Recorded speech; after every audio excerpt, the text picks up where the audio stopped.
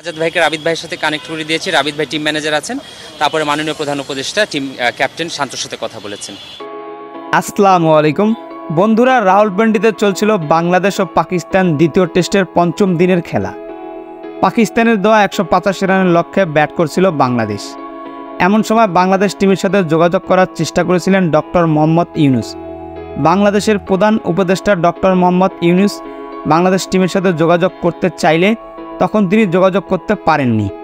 পরে অবশ্য রাওয়ালপিন্ডিতে পাকিস্তানকে 6 উইকেটের বিশাল ব্যবধানে হারিয়ে ঐতিহাসিক সিরিজ জয় করেছে বাংলাদেশ।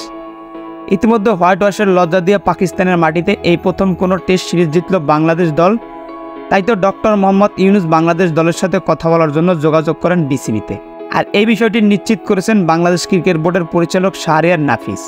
তিনি জানিয়েছেন ডক্টর মোহাম্মদ ইউনুস বাংলাদেশ টিমের সাথে যোগাযোগ করার চেষ্টা করেছিলেন অনেকবারই, তবে যখন তিনি যোগাযোগ করতে পারেনি তখন তিনি আমাদের সাথে যোগাযোগ করলে আমরা বাংলাদেশ টিমের সাথে যোগাযোগ করিয়ে দিই ডক্টর মোহাম্মদ ইউনুসকে।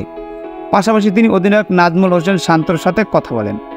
অধিনায়ক নাজমুল হোসেন শান্তর সাথে কী কথা বলেছেন বাংলাদেশের প্রধান উপদেষ্টা, এ বিষয়ে তাকে যখন প্রশ্ন করা হয়, উত্তরে তিনি বলেন, আমি সাধারণভাবেই ধারণা করছি ডক্টর মোহাম্মদ ইউনুস শান্তকে অভিনন্দন ও শুভেচ্ছা জানিয়েছেন। পাশাপাশি তিনি সাধারণ নাগরিকের মতো এই জয়কে তিনি উদযাপন করেছেন, পাশাপাশি আনন্দ ভাগাভাগি করতে চেয়েছেন বাংলাদেশ টিমের সাথে।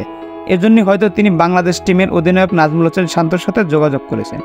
তাই বন্ধুরা, বাংলাদেশের প্রধান উপদেষ্টা ডক্টর মোহাম্মদ ইউনুসের এই বিষয়টি আপনার কাছে কেমন লেগেছে অবশ্যই কমেন্টে জানিয়ে দেবেন।